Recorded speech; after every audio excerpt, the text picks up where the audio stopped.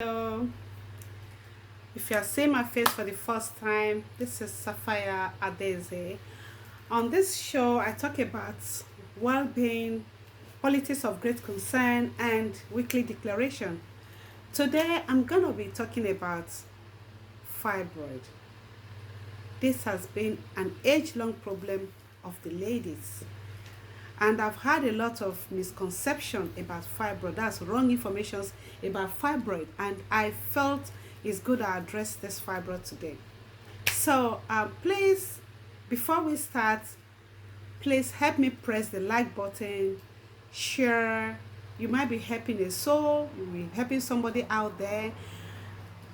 Link me up, follow me on Instagram, Facebook, TikTok, and my YouTube channel, so that whenever I post a video, you will be one of those that will get the video first.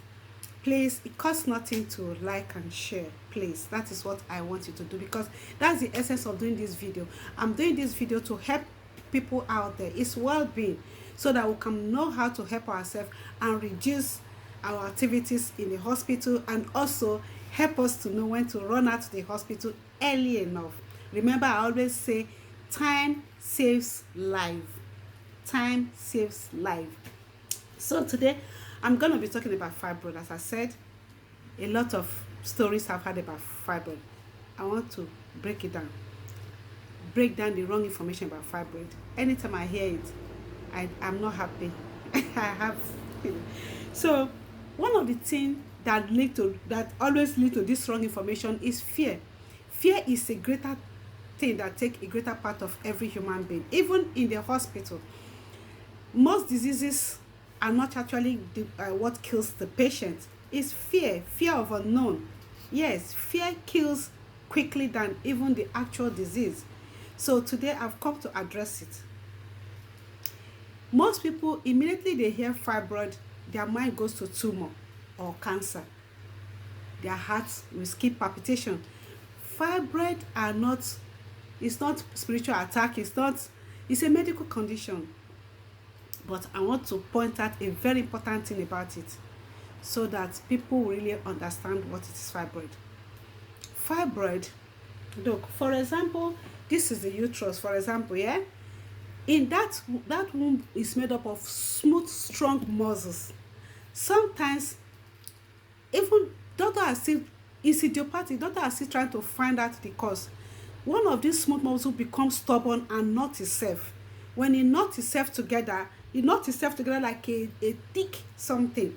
When it knots itself together, that knotting together, forming that thick hard tissue like nature, is what is called fibroid. Then when it knots itself, that thickness will now begin to grow. That is what we'll talk about, size of the fibroid. Then again, depending on the position where the thing happened, then we'll talk about the situation of the fibroid. So that's what that's it. Now, it is benign. Benign means it's a medical word saying it's not cancer. It's not cancerous. It's not going to spread to your brain, to your liver, to your kidney, to anywhere. Its address is right in the womb. It does not change its address. It doesn't change address. Okay? So this fibroid can grow to any size. It can even grow as big as watermelon, like a big baby. Now, people ask, why is it happening to me? Cancer can happen to, fibroid can happen to anybody. Sorry, my mistake. Fibroid can happen to anybody. Okay? But there are some predisposing factors, which will say things that can trigger it. Predisposing factor, such as hormones. Good. These hormones, we have estrogen and progesterone. Those are what make a woman. And fibroid love these chemicals. It feed on these hormones to grow. That is why fibroid stop growing the moment a woman reaches her menopause, because that hormones will start going down, and the fibroid have nothing to feed on again. Okay? Another thing is family history. If your mother, your grandfather, your grandmother, your people, there may be chances that you may have it. That's what we call genetic factor. So some of these inheritance things we collect, apart from property, fibroid is another thing Yeah, you won't collect only property. So sometimes you collect you know some health conditions too, which fibroid happens to be one of them. That is why you go to hospital sometimes. Maybe somebody have a disease condition, say for example diabetes, they'll say, oh, is your mom diabetic, is your father diabetic, is your this diabetic. But in this case of fibroid, it has nothing to do with father is exempted in this. It's mothers. It's mothers, the women, because we are the one carrying the hormones. So hereditary is another thing that can cause it. So that is why we say, that is why they begin to trace where this is coming from. Yes. So the situation, even this fibroid, it causes a lot of women infertility, in the sense that when they start growing, when it grows very big, the baby cannot stay, because the body has assumed a situation of a pregnant woman, because it will alter the hormones. It will send message to the brain like the body is carrying a baby. So there will be no room for fertilization, for baby to stay. But when the a fibroid is small, just as I mentioned before, that their sizes varies. When it's still small, like monster seed, most women can conceive. If they have no fertility issue, they can still conceive with the size, that small size of the fibroid.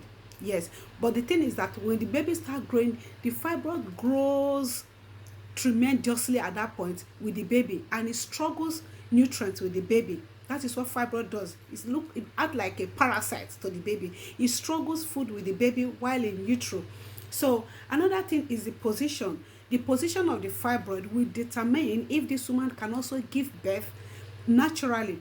If the fibroid is situated at the inferior aspect of the cervix, that's down below at the exit aspect of the cervix, and it grows there, definitely this woman cannot give birth normal, because the baby have no passage. It does not exit from the womb. So this woman will end up in a cesarean section. Then again, we talk about the what they call the size. Again, as we come back to the size again can cause some women to have miscarriages.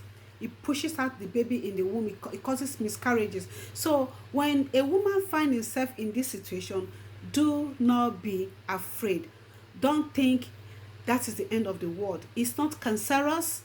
Okay, it's not cancerous. It's not spreading to anywhere. All you need to do is take away fear and consult your gynecologist. Seek the attention of your gynecologist.